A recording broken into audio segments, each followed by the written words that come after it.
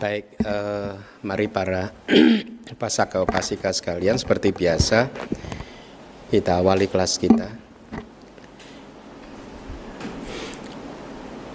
Namo tassa bhagavato arahato sama sambuddhassa.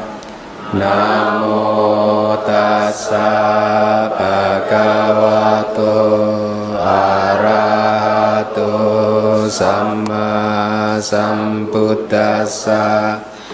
Namo tassa bhagavato arahato sama sambuddhassa. Baik, selamat malam semuanya. Semoga Anda semua dalam keadaan sehat. Ya, kita sudah memasuki kelas yang ketiga. Ya, ketiga atau keempat? Ketiga ya? Tiga ya. Di bab ketiga ini. Seperti yang saya katakan di grup, seharusnya kelas mulai malam hari ini menjadi semakin menarik. Kenapa? Karena kita akan mulai membahas cita. Maksud saya menempatkan cita ke dalam tempatnya masing-masing di dalam proses kehidupan ini, ya, apa yang kita anggap sebagai kesadaran batin atau apapun itu yang selama ini senantiasa mengambil objek, mengenali objek, ya. Mungkin kalau sebelum Anda belajar Abhidhamma, Anda tidak begitu mengenalnya, ya. Mereka yang tidak belajar Abhidhamma, tidak bermeditasi, mereka akan menganggap bahwa sejak lahir, minimal kalau kita berbicara tentang satu kehidupan, bahwa sejak lahir sampai hari ini yang bekerja ini ya hati atau apapun, batin atau roh, ya, satu wujud yang solid, ya, solid, yang keras, yang tetap, ya, dari lahir sampai sekarang tidak berubah-ubah, yang setiap harinya dipakai untuk melihat, untuk mendengar, untuk berpikir, untuk menangis, untuk tertawa dan lain sebagainya, ya. Mereka yang tidak mengerti Abhidhamma, mereka akan mengatakan bahwa yang mendengar, melihat, berbicara, menangis, bahagia, tertawa, sedih, itu adalah roh yang sama, ya, roh yang satu, yang tunggal, yang solid, ya, yang melakukan semua fungsinya itu, ya. Nah, sekarang Anda akan diajak untuk melihat bahwa sesungguhnya tidak ada yang disebut wujud yang solid, wujud hidup yang solid, yang melakukan banyak hal tadi, yang melihat, mendengar, berpikir, ya, berbicara dan lain sebagainya, ya. Sekarang Anda akan mulai diajarkan bahwa semua aktivitas mental tadi, ya, itu dilakukan oleh cita atau kesadaran yang tertentu, ya. Yang melihat itu cita, yang disebut kesadaran mata. Yang mendengar itu adalah kesadaran telinga. Yang nanti ada yang menerima objek, yang menginvestigasi dan lain sebagainya, itu adalah wujud kesadaran yang berbeda lagi, ya. Dan dari semua kesadaran-kesadaran tersebut, seperti yang sudah Anda pelajari di bab-bab terdahulu, sesungguhnya itu adalah hanya fenomena saja. Artinya hanya ada satu kejadian saja, ada satu proses saja untuk menangkap objek, tapi tidak ada satu wujud yang hidup, yang solid, yang mengendalikan ini semua. Ya, semuanya, ya, adalah proses mental, atau nanti di bab ke-6 kita belajar tentang proses tubuh jasmani yang muncul lenyap tanpa ada yang mengendalikan, kecuali apa yang disebut cita niyama. Kita sedang berbicara cita, kan? Ada kama niyama, hukum yang mengatur hukum karma. Ada juga cita niyama, hukum yang mengatur cita, hukum yang mengatur kesadaran. Jadi di dalam melihat, di dalam mendengar dan lain sebagainya itu ada hukum-hukum tertentu, nanti kita akan pelajari. Tapi sebelum kita masuk ke sana, saya ingin sedikit menyampaikan apa yang kita telah bahas di kelas yang lalu, ya. Kelas yang lalu sebenarnya saya agak sadar juga sih. Saya menyampaikan kepada Anda tentang ada berapa akar yang muncul di alam lingkup indrawi, kira-kira seperti itu kan. Ada berapa akar yang muncul di alam lingkup materi halus dan lain sebagainya. Nah, saya ingin Anda paham ini dulu ya. Kalau saya berbicara tentang alam lingkup indrawi, itu saya sedang tidak merujuk kepada alam kehidupan. Saya sedang merujuk kepada alam kesadaran. Istilahnya bumi, ya, BHU panjang U-nya MI, bumi. Bumi itu berarti bisa alam kehidupan, tapi juga bisa alam kesadaran. Oleh karena itu di dalam buku kesadaran yang bab pertama, saya pada saat membahas tentang kesadaran, saya terjemahkan bumi menjadi tingkatan atau tingkat, seperti gedung bertingkat itu kan. Ini tingkat pertama, tingkat kedua, tingkat ketiga, tingkat keempat. Jadi di dalam 89 kesadaran itu ada 4 tingkatan kan? Ya, tingkat lingkup indrawi, tingkat materi halus, tingkat non materi, tingkat adiduniawi, ya. Kama wacara bumi bahasa Palinya, rupa wacara bumi, arupa wacara bumi, lokutara bumi, ya. Nah, jangan dipahami bumi di sini sebagai alam kehidupan, 31 alam kehidupan. Meskipun 31 alam kehidupan juga bumi juga istilahnya gitu ya. Jadi kalau minggu yang lalu yang saya bahas sebenarnya adalah bumi dalam artian tingkat kesadaran. Jadi ada berapa kesadaran yang muncul di alam kamawacara waktu itu kan saya, ya, ada berapa? 6 yang bisa muncul. Ada berapa akar ya yang bisa muncul di alam materi halus? Ada 3, yaitu aloba, dosa, moha. Ada berapa akar yang bisa muncul di alam ini apa, non materi, tingkatan non materi? 3 lagi, yaitu aloba, dosa, moha, ya. Saya minggu lalu sedang berbicara tentang tingkat kesadaran, bukan alam kehidupan. Makanya tadi videonya untuk sementara kita hold lagi gitu. Saya besok Senin saya akan periksa lagi, karena apa, saya tidak ingin para murid itu mix up, mencampur adukkan antara alam kehidupan dan juga alam kesadaran, ya. Keduanya adalah berbeda, meskipun kesadaran mempunyai hubungan yang erat dengan alam. Artinya kesadaran lingkup lingkup indrawi itu mempunyai hubungan erat dengan alam lingkup indrawi. Paham ya? Meskipun kesadaran tingkat rupa wacara materi halus itu mempunyai hubungan erat dengan alam Brahma materi halus.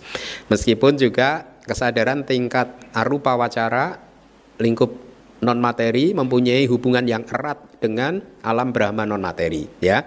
Tetapi meskipun juga mereka menggunakan satu kata Pali yang sama, yaitu bumi, tetapi sesungguhnya mereka adalah 2 hal yang berbeda. Ya, Anda pahami ya. Jadi bumi itu bisa berarti alam kehidupan, bisa juga berarti alam dari kesadaran, tingkatan dari kesadaran. Ya. Nah, minggu lalu yang saya maksudkan adalah tingkatan dari kesadaran. Saya terima kasih kepada salah satu murid yang bertanya tadi, sehingga membuat saya kemudian harus memeriksa ulang. Belum tentu salah, cuman saya ingin pastikan tidak rancu mencampur adukkan antara alam kehidupan dan juga tingkatan kesadaran, karena kita sesungguhnya belum membahas alam kehidupan. Pelajaran kita masih berada di tingkatan kesadaran, ya, itu ya. Kemudian juga tadi ada salah satu murid yang mengusulkan ini usul yang bagus, katanya ada feedback dari luar kota, dari Palembang katanya, ya. Palembang ya, umat di Palembang sana yang mendengarkan ceramah-ceramah Abhidhamma, mendownloadnya ceramah-ceramah ini, sering pada saat Anda membaca teks itu dia tidak bisa mendengar dengan jelas, sehingga umat ini menyarankan bagaimana kalau memakai mikrofon gitu, dan saya rasa ini usul yang bagus ya, yang nanti bisa kita wujudkan usul ini. Baik, kembali lagi. Saya tadi mengatakan mulai malam hari ini harusnya kelas menjadi makin menarik. Kenapa? Karena Anda akan diberikan satu pemahaman yang akan merevolusi pemahaman Anda selama ini, akan membongkar total pemahaman Anda selama ini, bahwa apa yang Anda pahami selama ini ternyata tidak sama dengan realitas yang ada, yang sesungguhnya gitu.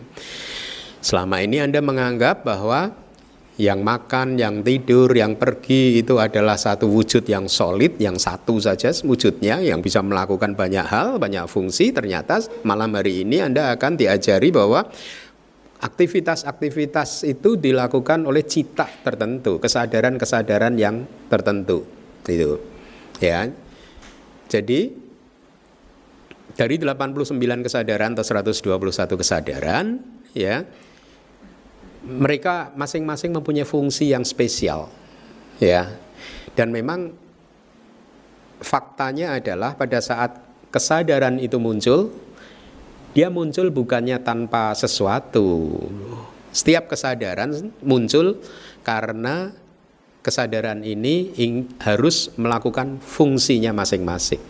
Dia muncul melakukan fungsinya, menunjukkan karakteristiknya, karakteristik, fungsi, manifestasi, sebab terdekat. Kesadaran muncul untuk menunjukkan karakteristiknya dan melakukan fungsinya. Setelah fungsinya itu selesai, dalam durasi yang singkat dia lenyap kembali. Ya, mari kita lihat apa yang bisa kita pelajari dari fungsi dari masing-masing kesadaran tersebut. Mari kita baca, silakan ya. Dalam ikhtisar fungsi terdapat 14 fungsi: penyambung kelahiran kembali, pati sandi, faktor kehidupan, bawangga, yang mengarahkan, awajana, melihat, dasana, mendengar, sawana, mencium, gayana, mengecap, sayana, menyentuh, pusana, yang menerima, sampaticana, yang menginvestigasi, santirana, yang memutuskan, wotabana, impuls, jawana, yang mempertahankan objek, tadaramana, kematian, cuti, yang dinamakan fungsi-fungsi. Baik, jadi seperti yang tadi di prolog saya sampaikan, setelah dikumpulkan kira-kira begitu, ternyata faktanya, ya ini fakta realitasnya, fungsi dari kesadaran itu ada 14 yang sudah Anda baca tadi. Sangat bagus sekali kalau Anda hafalkan itu semua fungsi, ya. Tidak sulit, nanti akan saya ajarkan bagaimana cara menghafalnya itu, ya. Jadi semua cita, ya, dari 89 atau 121 cita, pada saat dia muncul, Anda harus ingat-ingat ini, dia muncul karena dia harus melakukan fungsi-fungsi tertentu. Jadi setiap cita mempunyai fungsi spesifiknya sendiri-sendiri. Tidak ada satu cita yang muncul tanpa melakukan fungsi tertentu. Ada nanti satu cita atau satu kesadaran yang hanya mempunyai satu fungsi, ada juga yang satu kesadaran yang bisa mempunyai banyak fungsi. Ya, tapi apapun itu juga, setiap kesadaran Anda harus ingat-ingat, kesadaran apapun yang sedang muncul di dalam batin Anda, dia muncul dalam rangka melakukan fungsi spesifik, fungsi khususnya masing-masing. Ya, nah jadi dari semua fungsi itu kita mendapatkan ada 14 fungsi, ya. Saya harap Anda hafalkan karena ini akan bermanfaat buat pengetahuan Anda nanti juga, pelajaran Anda di bab keempat, ya. Mari kita lihat penjelasan dari syair yang tadi Anda sudah baca. Pertama kita bahas dulu ikhtisar fungsi, karena ini adalah subbab ketiga yang membahas khusus tentang fungsi, 14 fungsi adalah ikhtisar yang membedakan kesadaran berdasarkan fungsinya masing-masing dan juga akan menentukan kesadaran mana saja yang mempunyai fungsi-fungsi tersebut. Ya, jadi kita akan mulai analisa, kita akan mulai pecah-pecah, kita mulai bedah kesadaran ini, ya, itu fungsinya apa saja, kemudian munculnya di tempat yang mana dan lain sebagainya, ya. Jadi kalau selama ini Anda mengatakan bahwa pada saat Anda melihat ini hanya satu kesadaran mata, nanti Anda akan juga mulai melihat bahwa ternyata proses melihat yang terlibat tidak hanya kesadaran mata, ya. Ternyata ada lagi kesadaran yang menerima, kesadaran yang menginvestigasi dan seterusnya, ya. Nanti kita akan lihat fungsi dari penyambung kelahiran kembali. Jadi ini adalah fungsi yang pertama. Penyambung kelahiran kembali adalah menyambung satu kelahiran ke kelahiran berikutnya. Ada dua kelahiran yang berurutan, ya. Kehidupan kita persis sebelum yang ini, begitu habis, ya. Kemudian kita muncul di dalam kehidupan yang sekarang. Kesadaran pertama yang muncul di dalam kehidupan kita saat ini itu disebut kesadaran penyambung kelahiran kembali, atau bahasa palingnya pati sandi winyana. Kita memakai istilah winyana, bukan cita di sini. Pati sandi winyana, ya. Nah, jadi kesadaran penyambung kelahiran kembali adalah kesadaran yang pertama kali muncul di dalam setiap kehidupan.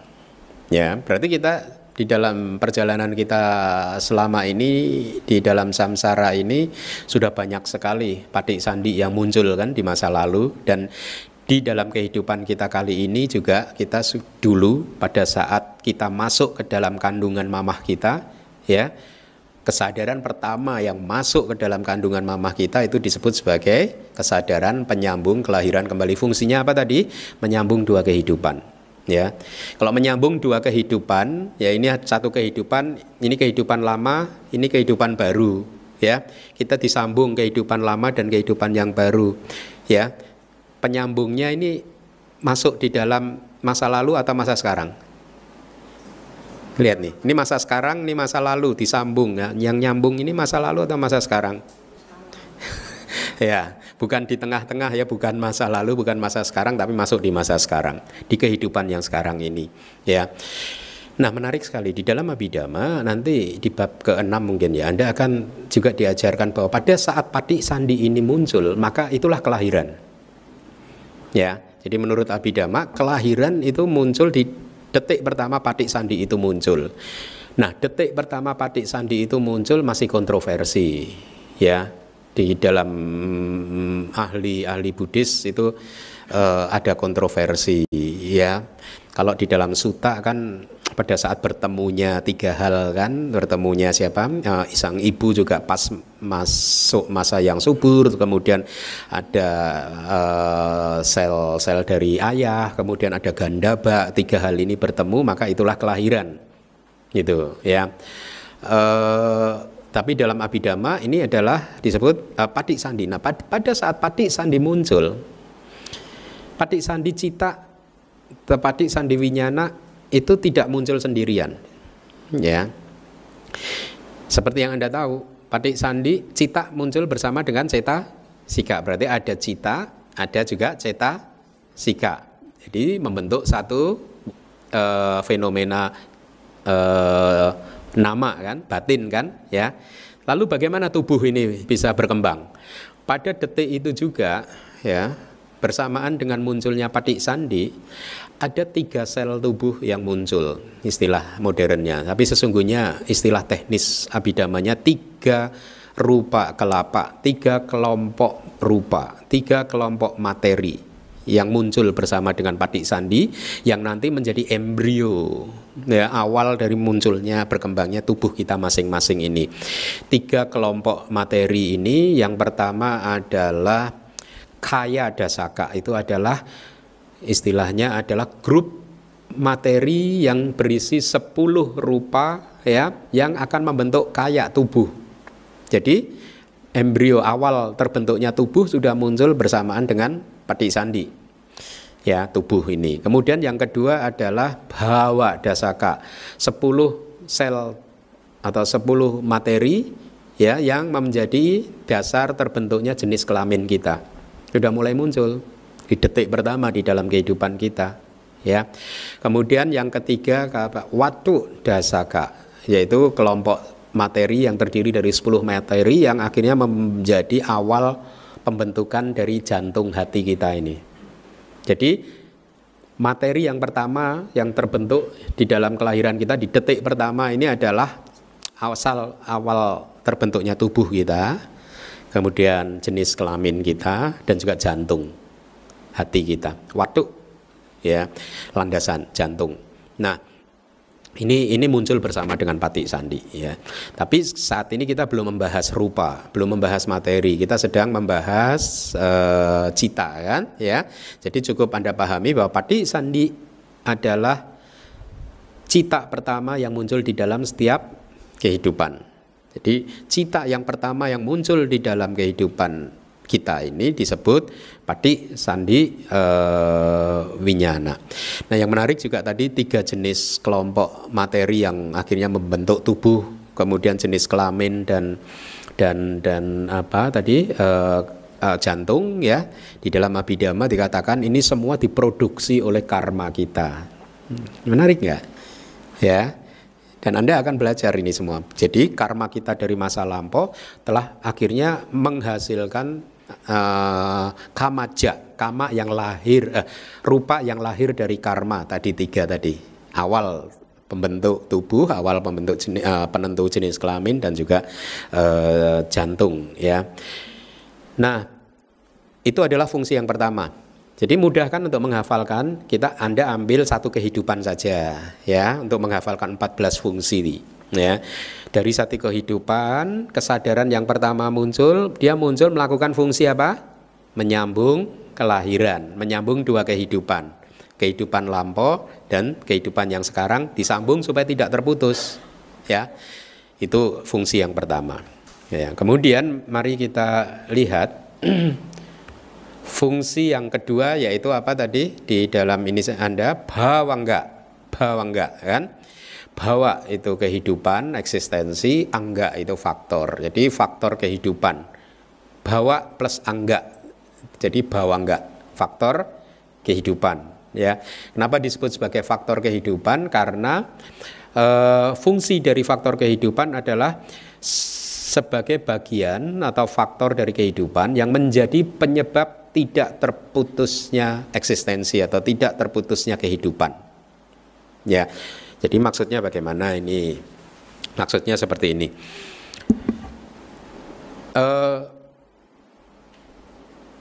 Di dalam setiap kehidupan makhluk apapun, ya, batin kita ini muncul di dalam satu apa yang disebut proses kognitif, ya. Kalau kita berbicara tentang manusia, berarti ada dibedakan jadi 2 kelompok proses kognitif. Proses kognitif panca indera, ya, ini pada saat Anda mendengar, berarti ini ada satu proses melalui pintu mata. Kemudian pada saat yang lain Anda mendengar suara saya, berarti itu ada satu proses yang berbeda lagi yang disebut proses kognitif pintu telinga. Nanti Anda mencium bau, itu berarti proses kognitif pintu hidung, dan lain-lain, dan seterusnya. Ada 5 indera, kan. Tapi selain proses kognitif yang muncul melalui panca indera kita, masih ada satu proses mental lagi, yaitu yang muncul di hati kita, kan. Ya enggak? Apa yang Anda lihat, Anda rekam, Anda masukkan ke hati. Betul tidak? Berarti ada proses lagi, satu kelompok yang berbeda lagi, yaitu proses kognitif pintu batin, manodwara witi. Proses kognitif pintu batin, ya. Nah, itulah sesungguhnya kehidupan kita itu. Kehidupan kita ini hanyalah satu proses. Kita put aside dulu, kita tinggalkan materi jasmani kita bicarakan batin kita dulu, ya. Batin kita ini sesungguhnya setiap saatnya itu hanyalah batin yang muncul melalui proses-proses tadi. Ya, kadang kita melihat, mendengar, dan lain sebagainya. Kadang berpikir, merenung, merancang program dan lain sebagainya. Apa yang harus Anda lakukan di masa depan, ini semua ada di hati, kan? Ya, nanti di bab keempat setelah ini Anda akan bicara bahwa sesungguhnya proses melihat pun itu apa yang kita anggap sebagai proses melihat yang sederhana, ternyata itu tidak sesederhana seperti apa yang kita bayangkan, bahwa ternyata setelah kita melihat satu proses selesai itu kita rekam, kita masukkan ke hati. Kita olah kesan tadi yang muncul melalui mata, mungkin warnanya dulu kita olah sepenggal-sepenggal, kemudian warnanya secara menyeluruh, kemudian kita mendapat ide itu siapa, dan kemudian setelah itu kita bereaksi terhadap apa yang kita lihat. Paling tidak ada 4 proses atau 5 proses untuk membuat kita akhirnya bereaksi terhadap objek yang kita lihat. Ya. Dan itu menarik bagaimana karma tercipta pelan-pelan dari proses kognitif yang pertama, kedua, ketiga, keempat, dan kelima kita bereaksi. Dan bagaimana proses kognitif yang pertama ini karmanya yang tercipta sangat lemah sehingga tidak mampu memunculkan kelahiran kembali.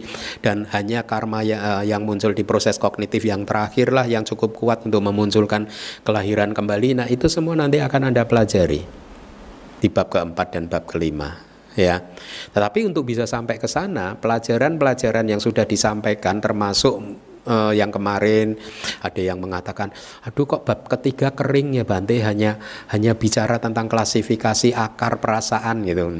Kamu belum tahu kamu. Kalau kering, biku-biku tidak mau mempelajarinya, tahu nggak? Kita ini bahkan tadi pagi aja begitu pulang dari Megamendung, pulang ke sini saya bongkar lagi Abhidhamma Pitaka. Kenapa saya baca gitu? Karena seneng aja gitu. Selalu mendapatkan satu kedamaian pada saat membaca datuk kata. Jadi Discourse on Elements gitu. Saya baca sampai 1 bab gitu. Pernah sering kali saya baca, tapi selalu saja tertarik aja gitu. Menarik. Ya. Jadi jangan underestimate dulu. Anda istilahnya dulu waktu saya yang mengajar di tempat kuliah saya di luar negeri itu, kepada teman-teman saya Anda udahlah makan dulu, habisin dulu ya, nanti kamu tahu manfaatnya apa.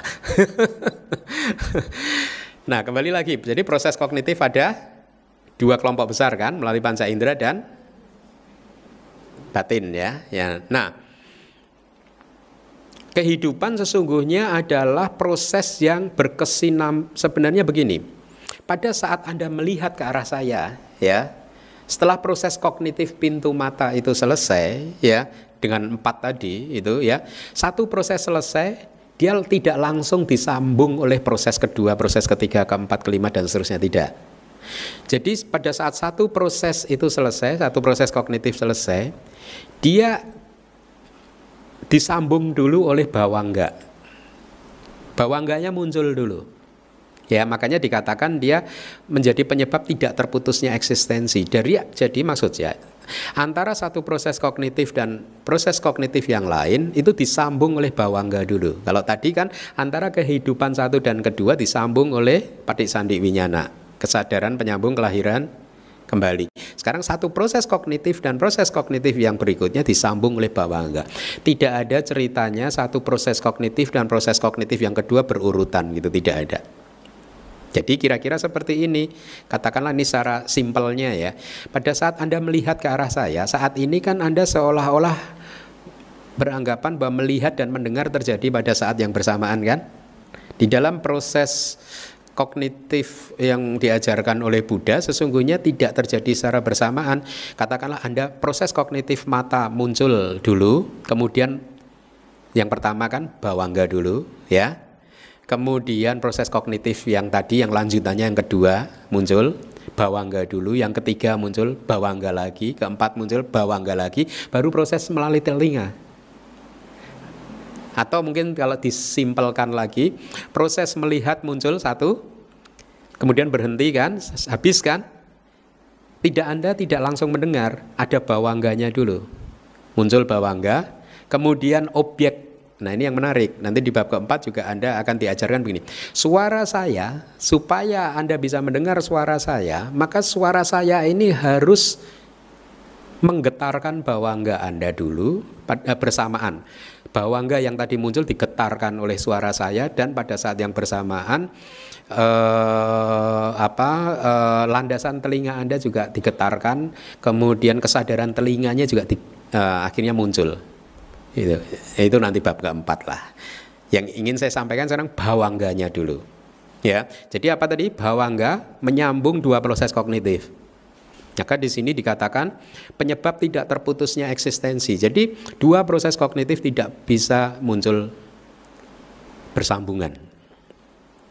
Jadi proses kognitif baik itu melalui pintu mata selesai atau pintu panca indera selesai, bawangga kemudian pintu batin atau kemudian pintu telinga.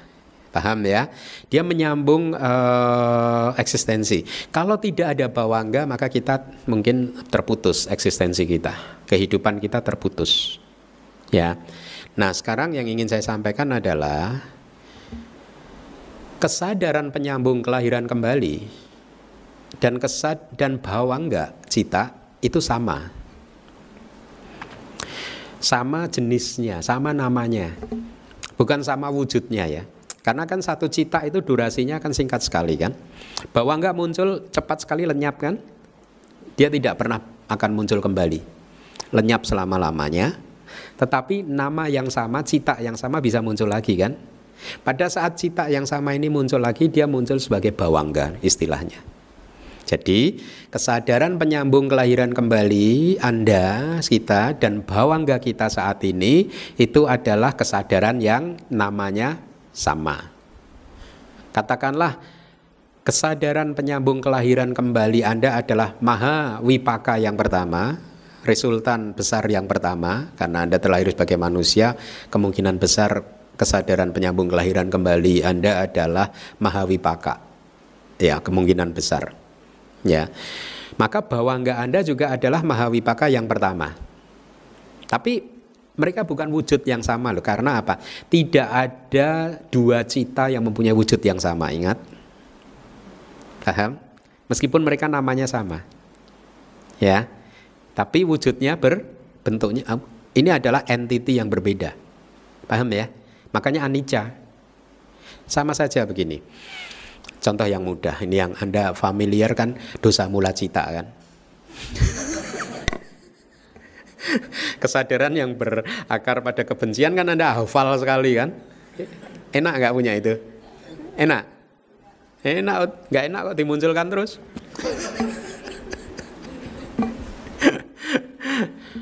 Dosa mula cita, kemarahan kita muncul detik ini muncul.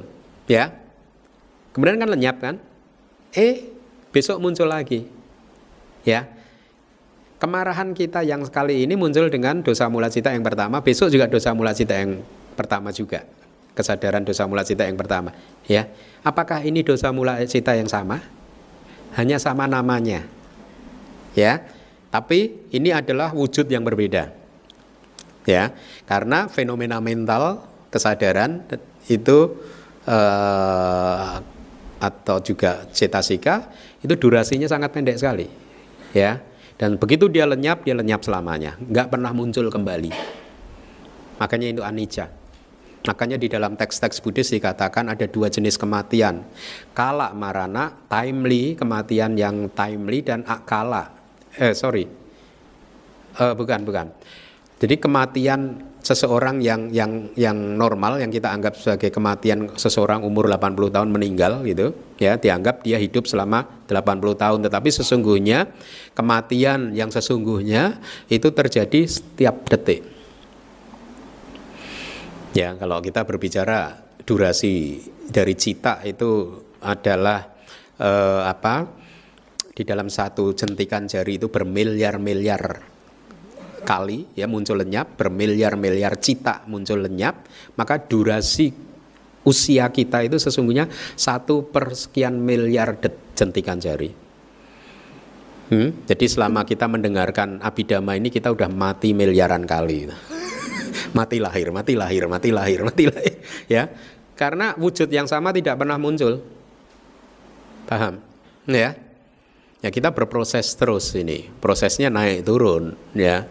Nah, jadi poin yang Anda pahami bahwa enggak tadi nama citanya sama dengan Paticandhi. Kalau Paticandhi fungsinya apa tadi? Menyambung dua kelahiran. Bahwa enggak fungsinya apa? Penyebab supaya tidak terputusnya eksistensi, tapi pemahaman praktisnya, dia menyambung dua proses kognitif. Ya. Jadi kembali sekarang, dan bawangga ini di dalam kehidupan kita, satu kehidupan ini ya namanya sama terus, katakanlah tadi Mahawipaka yang pertama ya, maka sampai nanti akhir kehidupan kita, sampai seseorang itu meninggal dunia, bawangganya sama terus juga namanya Mahawipaka terus ya. Berarti dia muncul berapa kali? Tidak terhitung di dalam satu kehidupan, paham? Karena proses kognitif kan berlangsung sangat singkat sekali, dan bawangga menyambung dua proses kognitif sampai detik terakhir di dalam kehidupan ini. Nanti bawangga ini muncul terus loh ya, bawangga kita ini muncul terus. Dan bawangga atau pati sandi juga itu adalah buah dari karma. Dan inilah mengapa buah dari karma kita, satu karma bisa berbuah banyak sekali. Logikanya persis sama. Anda menanam satu biji mangga, buah mangganya berapa? Satu atau satu keranjang atau 10 keranjang? 10 keranjang atau lebih. Sama. Satu karma yang kita lakukan di masa lalu telah menghasilkan buah berupa kemunculan pati sandi winyana. Kesadaran penyambung kelahiran kembali, ya, itu buah karma kita. Tetapi buahnya tidak berhenti di sana. Sepanjang hidup dia berbuah terus dengan memunculkan bawangga. Ya. Nah, di bab yang pertama kita sudah membahas bahwa cita muncul karena menangkap objek. Ya. Tidak ada cita muncul tanpa menangkap objek. Kalau tadi kita mengatakan cita muncul karena melakukan fungsi tertentu, ada tambahan lagi, kita udah bicara. Makanya inilah jigsaw puzzle-nya sekarang. Menempatkan potongan-potongan gambarnya kan. Apa yang sudah Anda pelajari di bab pertama masih kita pakai di bab ketiga kan? Ya. Bab pertama sudah hafal belum? Belum, Bante. Sudah dibikinin buku nggak hafal-hafal juga. Nanti saya nggak mau bikin buku ah.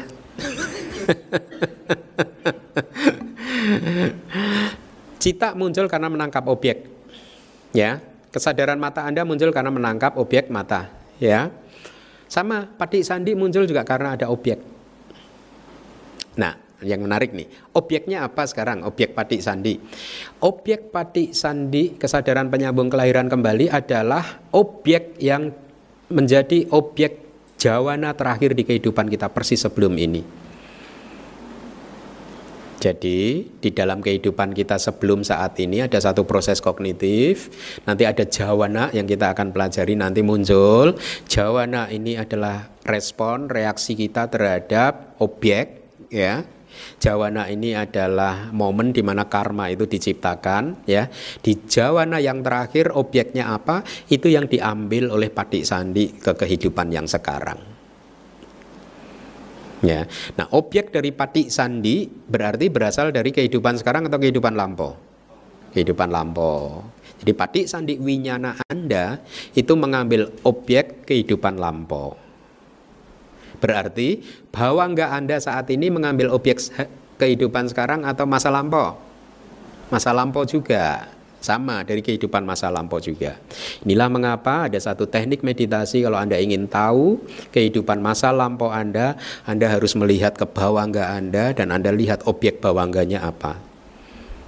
Dan baru kemudian Anda akan tahu apa yang membuat Anda terlahir di kehidupan yang sekarang ini. Oh, ternyata di kehidupan sebelum ini ya saya mempersembahkan pelita dan juga air ya kepada Buddha, dan kemudian saya mengucapkan aspirasi semoga dengan kekuatan jasa kebajikan ini bisa mendorong saya untuk terlahir sebagai manusia. Itu kelihatan.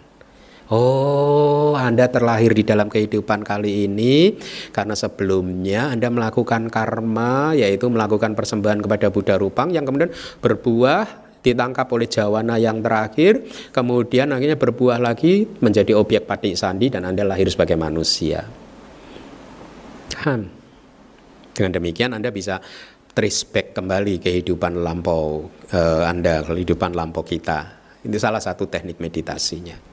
Jadi jangan dipikir bahwa Abhidhamma itu hanya ajaran teoritis yang tidak bisa direalisasi ya. Tetapi ini sebenarnya Abhidhamma itu adalah pengalaman meditatif Buddha. Meskipun ada yang tidak setuju bahwa ini adalah ajaran Abhidhamma, tapi kita secara tradisi menganggap ini pengalaman meditatifnya Buddha. Apa yang beliau lihat kemudian menjadi pelajaran Abhidhamma ini gitu.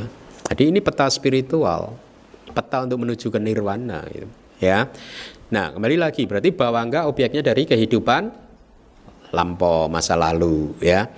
Nah, nanti di bab kelima Anda akan diajarkan apa saja sih yang menjadi objek patisandi dan bawangga, tapi mungkin terlalu banyak untuk sekarang ya. Cukup itu informasinya gitu. Nah, jadi Anda lihat buah dari karma bisa muncul secara terus-menerus di dalam satu kehidupan. Berarti patisandi dan bawangga di dalam satu kehidupan ini menerima objek baru enggak? Tidak dong. Objeknya kan dari lampau terus kan, berarti objeknya lama terus kan, ya. Nah, berarti logikanya begini. Pada saat tidak ada objek baru yang menggetarkan bawangga dan menggetarkan landasan panca indera atau pintu-pintu indera, karena pintu batin, bawangga itu pintu batin, ya, tempat di mana batin kita, pintu itu istilahnya kayak pintu gedung ini loh. Pintu gedung ini adalah titik di mana kita sebagai tuan rumah keluar untuk menemui orang sesuatu di luar rumah kan, dari dalam ingin bertemu menjemput apa yang ada di luar kan, itu pintu. Nah, nanti Anda akan mungkin di bab ini ya, Kicak Dwara. Oh ya, setelah ini Anda akan belajar tentang pintu batin. Ya, ada maksud saya tentang pintu. Ada 6 pintu. Pintu mata, pintu telinga, pintu hidung, pintu lidah, pintu tubuh dan pintu batin. Nah, pintu batin itu bawangga, cita berarti, ya. Kemudian pintu mata, telinga dan seterusnya itu adalah materi, indra. Kalau bahasa awamnya indra mata, indra telinga, ya. Tapi kita memakai istilah landasan, pesada, ya,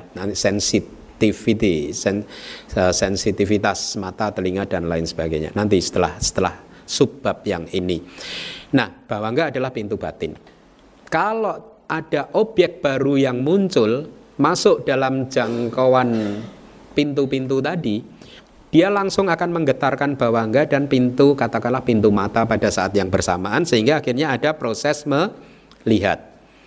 Ya, karena ada objek mata yang muncul dan mampu menggetarkan bawangga dan indera mata pada saat yang bersamaan. Nah, kalau tidak ada objek yang muncul yang menggetarkan ini tadi, berarti arus kesadaran kita ini seperti arus sungai, mengalir terus dia. Selama tidak ada objek baru, maka arus kesadaran ini langsung masuk ke bawangga lagi. Paham? Nggak paham apa nggak paham? Hah? Nggak paham? Hah? Nggak paham ya? Oke, saya ulangi lagi.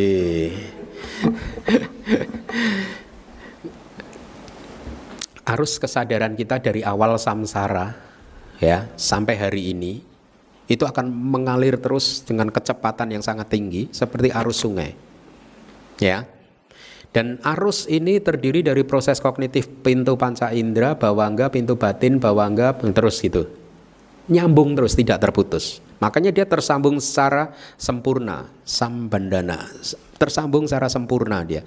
Seolah-olah tidak putus, sehingga banyak orang yang salah memahami bahwa arus ini adalah wujud yang solid. Paham nggak? Inilah munculnya teori roh. Inilah yang mendasari munculnya teori adanya satu wujud yang mengendalikan semuanya, yang tidak berubah-ubah, yang adanya di hati atau dimanapun itu, hati nurani apapun itu namanya gitu. Paham? Ya, tapi sesungguhnya bukan seperti itu. Dia muncul terus karena dia bersambung secara rapat sekali. Anda masih ingat perumpamaan barisan semut hitam? Masih ingat perumpamaan cahaya itu? Ya, cahaya itu loh. Itu kan kelihatannya tidak terputus, tapi sebenarnya terputus dia. Ya enggak? Sama batin kita juga arusnya dia cepat sekali, sedemikian cepatnya dan tersambung dengan sempurna sehingga mereka yang tidak bermeditasi tidak bisa melihat bahwa ini sesungguhnya terputus. Masing-masing arus cita satu dan cita yang berikutnya terputus. Ya, cita satu, cita dua terputus. Ada jedanya sesungguhnya gitu. Ya. Nah, tadi kan saya katakan proses kehidupan ini hanyalah proses kognitif melalui pintu panca indera, kemudian pintu batin, tapi diselingi oleh bawangga kan, ya. Jadi arus sungai kesadaran tadi seperti ini. Kalau ada objek yang muncul, maka akan muncul proses kognitif. Baik itu melalui pintu panca indera atau pintu batin. Tetapi objek itu kan juga mempunyai durasi. Ya. Mata Anda melihat ke arah saya adalah rupa. Saya adalah materi. Yang Anda anggap sebagai Bante Keminda ini, yang Anda lihat dengan mata ini adalah warna sebenarnya. Ya, warna, wujud, warna, ya. Satu bentuk rupa yang disebut warna, warna gitu. Nah, materi ini mempunyai durasi. Kalau tadi dikatakan cita itu durasinya satu jentikan bermiliar-miliar kali, ya, katakanlah satu cita itu satu momen cita. Materi, semua materi itu mempunyai durasi 17 momen cita. 17 kali lebih panjang dari cita. Paham? Makanya nanti di proses kognitif di tabel yang Anda sudah terima itu, kalau Anda hitung proses kognitif pintu mata itu dari bawangga yang pertama sampai tadara mana yang terakhir, kalau Anda hitung 1, 2, 3, 4, 5, 17 itu. Kenapa? Karena pada saat objek mata ini yang berupa materi ini muncul, warna saya ini muncul membentur landasan indera mata Anda, dan bawangga Anda pada saat yang bersamaan juga dibentur, ya, akhirnya muncul proses melihat, ya. Materi ini kan berlangsung 17 saat cita, 17 momen cita, 17 kali lebih panjang dari cita, paham? Sehingga cita harus muncul 17 kali di dalam proses kognitif untuk mempertahankan objek ini, mengambil objek mata ini, paham? Ya. Setelah 17 cita kana, setelah 17 momen dari kesadaran, kan objek mata ini kan lenyap. Materinya tadi kan lenyap, si warna tadi lenyap kan? Ya, berarti tidak ada objek kan? Detik itu ya. Nah, citanya yang muncul apa? Langsung karena tidak ada objek sudah lenyap kan? Langsung masuk ke bawangga. Nyambung dia. Mempertahankan eksistensi.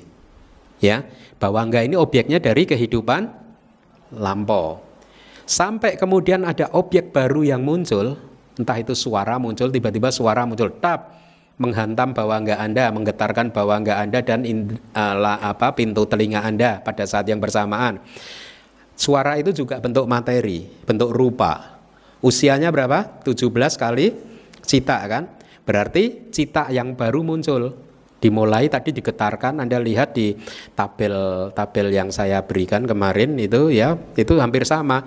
Bawangganya pertama 3 kali bergetar dulu ya, bawangga lampau, bawangga bergetar kemudian diputus bawangganya, baru muncul cita yang keempat apa tadi, yang mengarahkan dan seterusnya. Kalau Anda hitung lagi itu ada 17 lagi. Kenapa 17 langsung bawangga lagi? Karena suaranya setelah cita yang ke-17 lenyap. Begitu suara tadi lenyap, ya, ini kelihatannya suaranya nggak lenyap-lenyap ya. Padahal itu usianya pendek sekali, dia lenyap, bawangga muncul, lenyap lagi, terus demikian seterusnya. Nah, begitu suara itu lenyap, kan tidak ada objek lagi. Berarti arus sungai kesadaran tadi, supaya eksistensinya nyambung, masuk lagi ke bawangga lagi. Paham? Kira-kira seperti itu. Tapi nanti Anda lebih jelas lagi, detail lagi di bab keempat. Ini sebenarnya pelajaran bab keempat. Anda sudah advance sekarang. Bab ketiga udah diajari bab keempat. Paham nggak? Nggak paham atau nggak paham sekali? Hah? Paham ya? Paham? Baik, bagus. Kalau nggak paham, saya ulangin lagi. Enaknya kalau belajar sama biku itu kan gitu. Bikunya penuh kewelas asihan. Makanya jangan pernah takut belajar sama biku. Ya, karena begitu bikunya bikin pertanyaan, pasti dia jawab sendiri kalau nggak tega bikunya itu. Makanya enak kuliah kalau dosennya biku semua itu enak.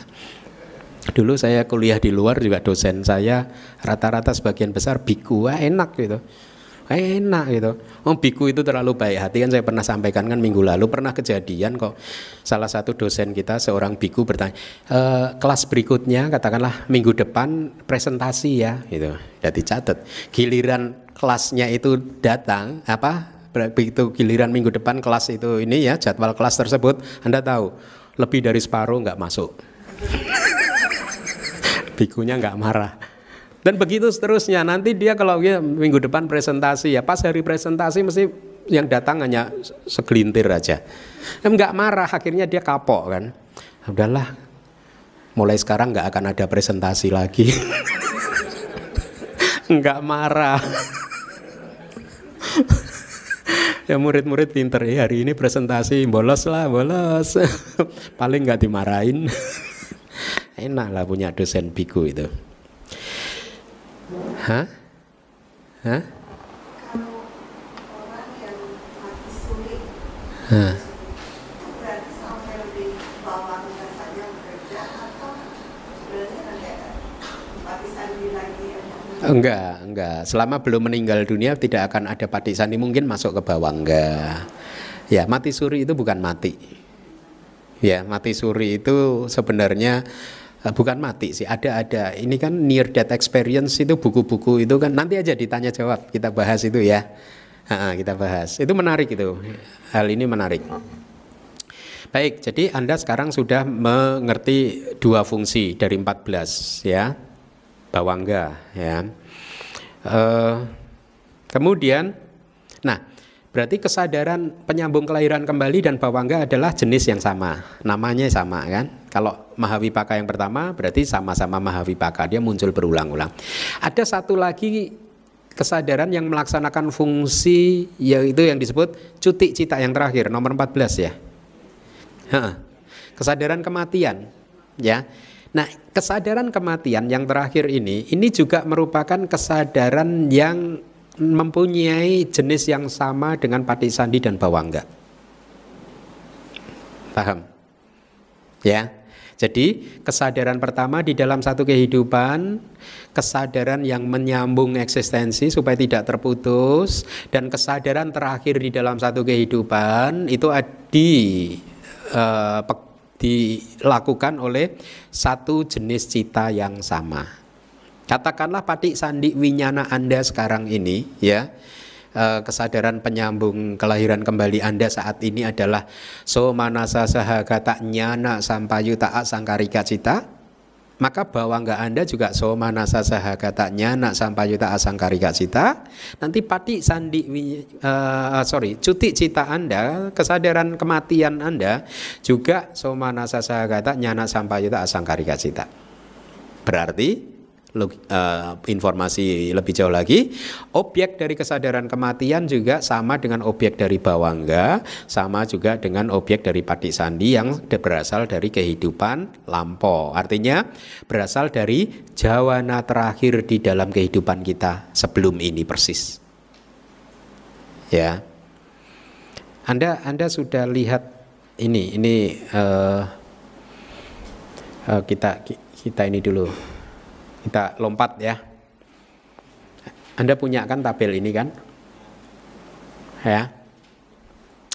Ini hanya satu contoh proses kognitif ya, yang melalui pintu mata yang lengkap dan objeknya pun sangat besar. Nah, ini objek ini juga bermacam-macam nanti.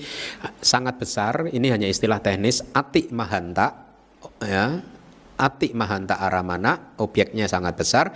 Kenapa disebut ati mahanta atau sangat besar? Karena dia mampu membuat cita muncul selama 17 kali. Nanti ada objek yang besar saja, mahanta saja, tidak mampu membuat cita sampai 17 ke 17. Dia sebelum tadaramana itu dia lenyap. Ada nanti objek tertentu yang sangat lemah, yang bahkan hanya muncul sampai kesadaran nomor 8. Tidak mampu memunculkan kesadaran yang nomor 9 di situ, karena objeknya sangat lemah. Ya. Nah, ini adalah cita niyama. Tabel 4.1 ini adalah hukum yang mengatur arus cita. Ya, karena ini contohnya adalah pintu mata, berarti ini adalah proses yang terjadi pada saat Anda melihat. Ya. Jadi kira-kira seperti ini, Anda lihat. kesadaran yang nomor 1 dari kiri itu adalah arus bawangga, arus sungai bawangga kan, ya. Itu belum ada objek nih, belum ada objek mata yang muncul nih, ya. Jadi masih arus bawangga. Kemudian nomor 1 itu adalah bawangga lampo muncul. Pada saat nomor 1 muncul itu sebenarnya pada saat yang bersamaan pula objek mata muncul, ya. Jadi objek mata muncul, langsung dia menggetarkan arus bawangga, dan arus bawangga tadi sebenarnya akhirnya diberi istilah teknis, sebenarnya sama dengan arus bawangga lain, cuman demi mempermudahkan kita oleh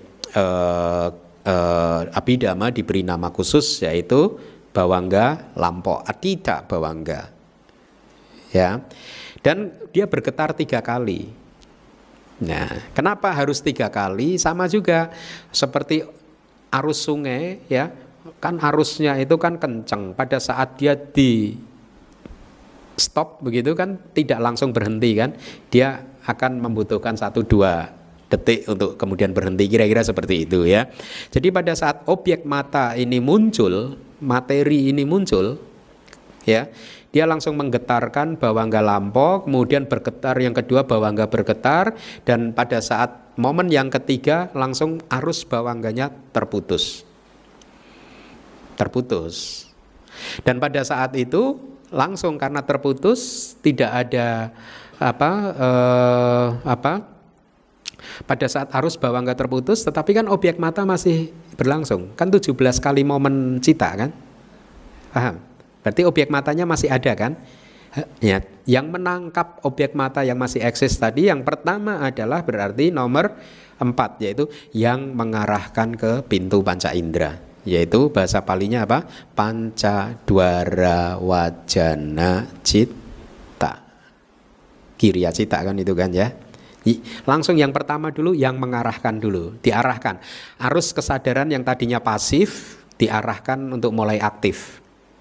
Ya, kemudian akhirnya berlanjut lagi setelah dia 1 cita muncul kemudian lenyap.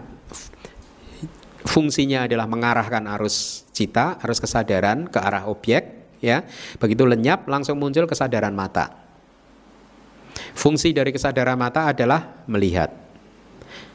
Dia muncul 1 kali lenyap, kemudian disambung lagi oleh kesadaran menerima, sampatit cana. Muncul lenyap lagi disambung oleh kesadaran yang menginvestigasi objek, santirana cita. Muncul lenyap kemudian wotapana yang memutuskan. Ya. Nah, semua kesadaran tadi yang sudah kita sebutkan itu adalah kesadaran resultan dan kesadaran fungsional. Yang mengarahkan ke panca indera, pintu panca indera itu kiriya cita dari ahituka cita kan? Ya.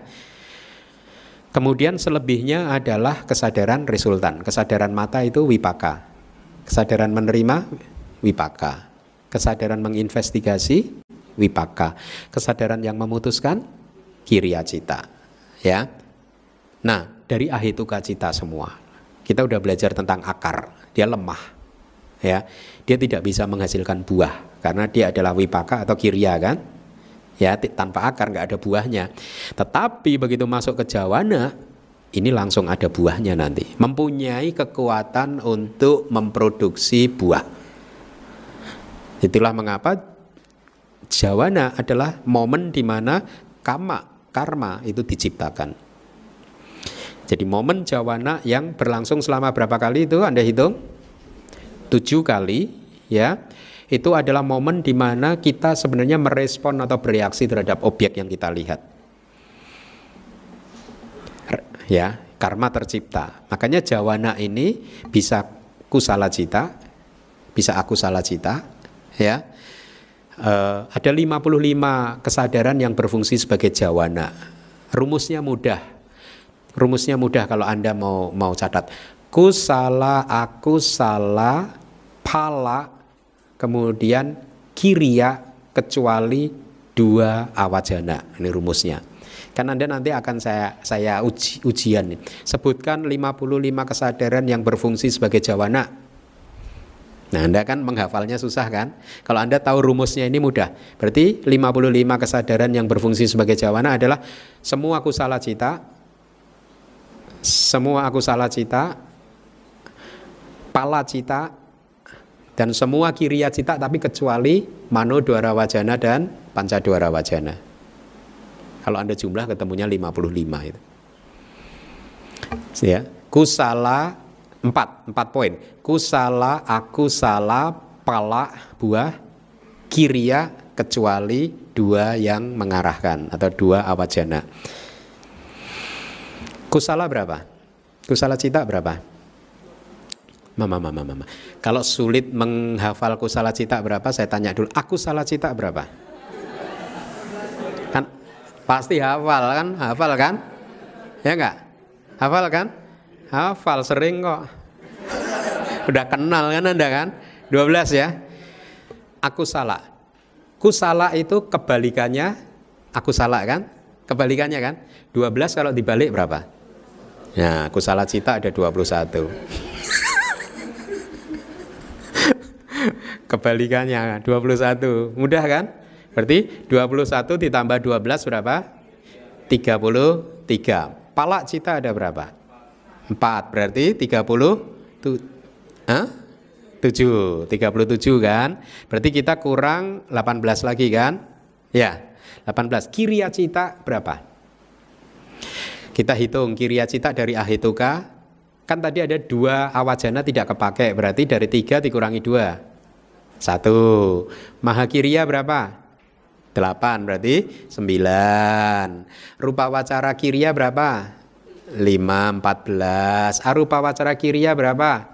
4, 18. Cocok nggak? 55. Nah, sekarang Anda tahu. Nanti Anda buka handout Anda. Berapa kesadaran yang berfungsi sebagai jawana? 55. Ketemu kan?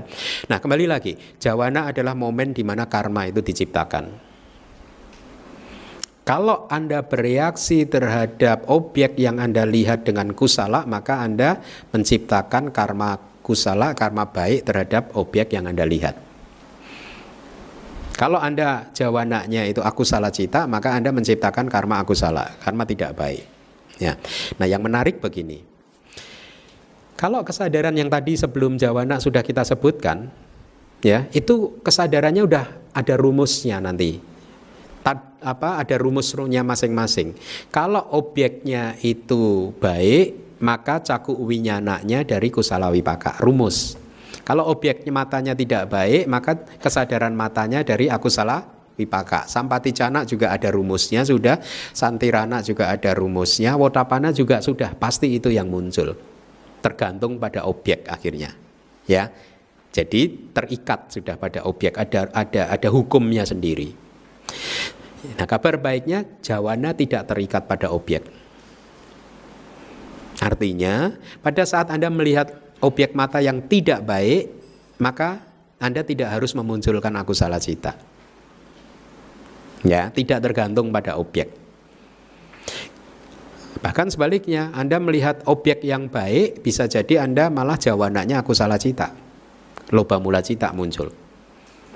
Padahal objek baik yang ini. Jadi, nah, kualitas jawana menjadi positif atau negatif tergantung apa? Yuniso manasikara. Perhatian yang benar dan perhatian yang baik itu. Nah, itu hanya sekilas saja saya lompatkan ke sini untuk pemahaman Anda. Kita masih dari 14 fungsi, kita sudah selesai berapa fungsi? 3 ya. 3 kan? Termasuk cuti cita kan? Jadi kita sudah bahas kesadaran pertama di dalam satu kehidupan, kesadaran di tengah-tengahnya yang menyambung, ya. Kemudian kesadaran terakhir di dalam satu kehidupan. 3 fungsi ini yaitu pati, sandi, bawangga, dan cuti dilakukan oleh satu jenis atau satu cita yang mempunyai nama yang sama tapi wujudnya berbeda. Objeknya juga sama. Objeknya tetap sama dari masa lalu. Ya. Tadi saya katakan bawangga menyambung eksistensi pada saat tidak ada objek aktif yang muncul yang menghantam, katakanlah dalam tanda kutip, menghantam pintu panca indera dan menghantam bawangga, maka arus sungai tadi kesadaran kan tetap harus mengalir. Dia langsung mengalir masuk ke bawangga. Karena bawangga mengambil objek dari masa lalu, sehingga bawangga ini sangat lembut, sulit untuk dipahami, ya, oleh mereka yang samadhinya tidak kuat. Biasanya kalau Anda ingin memahami bawangga itu pada saat Anda tertidur pulas, tidak bermimpi. Tidak bermimpi, Anda tiba-tiba kelelahan, tertidur pulas sekali. Itu mungkin hanya selama 5 menit, selama 3 menit pulas sekali. Nah itu bawangga. Kira-kira seperti itu. Ya, dan bawangga ini sering disalahartikan oleh para yogi yang bermeditasi. Ya, pada saat mereka bermeditasi, tiba-tiba mereka seolah-olah berhenti semuanya, ya, tidak ingat apa yang terjadi. Kemudian begitu sadar, dia langsung, loh, tadi apa ya, gitu. Ya, karena saking lembutnya, karena objeknya dari kehidupan lampau, sehingga batin yang samadhinya itu tidak kuat, tidak akan bisa melihat. Nah, sehingga pada saat dia kembali, arusnya kembali muncul, arus ada objek aktif yang muncul, dia mengingatnya tadi apa ya. Nah, yogi banyak yang keliru mengartikan, dianggapnya dia sudah merealisasi nibbana. Oh, tadi nibbana. Oh, berarti dia menjadi sotapanna sudah gitu. Nah, tidak seperti itu, ya. Makanya kita memerlukan guru yang benar-benar skillful, guru yang benar-benar mempunyai pengalaman untuk membimbing kita supaya kita tidak salah langkah, salah jalan, ya. Mengartikan bawangga sebagai nibbana, ya.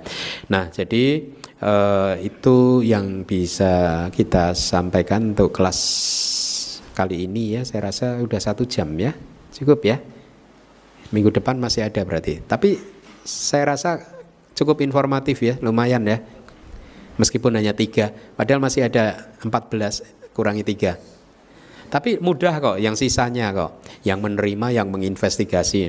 Anda baca perumpamaan pohon mangga di buku yang pertama, ya, untuk kelas minggu depan. Ada di buku kesadaran, itu saya tuliskan pada saat saya membahas tentang kesadaran yang tanpa akar. Itu sepertinya kalau saya tidak salah ingat ada perumpamaan pohon mangga, mangga jatuh gitu. Koin ya, mangga tidak ada. Oh, koin ya. Ya, ada lagi perumpamaan mangga berarti. Nanti kita ini kan. Baik, terima kasih.